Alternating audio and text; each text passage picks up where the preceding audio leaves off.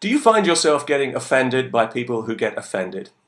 It seems to me that these days more and more people are choosing to be offended in a quite opportunistic way about the most trivial and inconsequential things, and I find that offensive.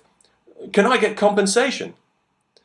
I just read a story in the English press about an oversensitive Irishman who collected thousands in compensation because somebody told him a joke that he found objectionable.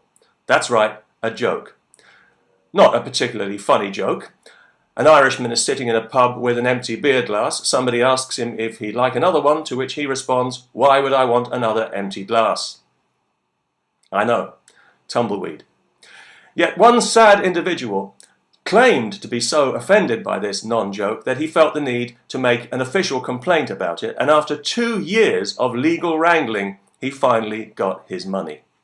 Now, I'm not a particular fan of the Irish joke, but I think people like this are a very good reason to actively preserve the Irish joke and ensure that it lives forever.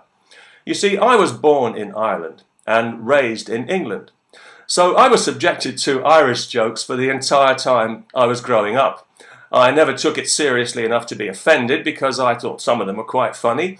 I realized they had nothing to do with me personally, and of course there was no money involved back then.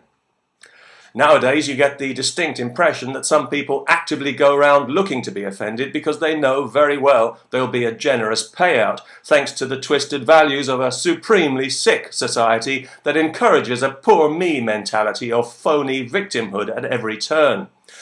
As for Irish jokes, to my mind there is no more offensive an Irish joke than the super-sensitive Paddy who takes offence for money. I do hope that doesn't offend. I've known quite a lot of Irish people in my time, and I'm just wondering now if maybe I know this guy from somewhere. I'm wondering if he's the same Irishman I heard about who went to the dentist to have a wisdom tooth put in, or if he's the Irishman who fell out the window while ironing the curtains. It would be quite a coincidence if he was. Or maybe he's the Irishman who thought a sheet of sandpaper was a map of the desert, or the Irishman who went to a mind reader and got his money back, or the one who took a tape measure to bed to see how long he slept. Or maybe he's the Irishman who put ice cubes in his condom to keep the swelling down. If so, his name is definitely Paddy, even if it isn't. Especially if it isn't. And depending on how we're feeling about it, he may well be smoking a clay pipe, wearing a jaunty little bowler hat, and carrying a pig under his arm, and he is very unlikely to be sober. And if his ears are burning now, well, the phone must have rung while he was ironing again. Jesus, Mary and Joseph, what a stupid feckin' Egypt, what a thick Irish Mick. Peace. Begorra.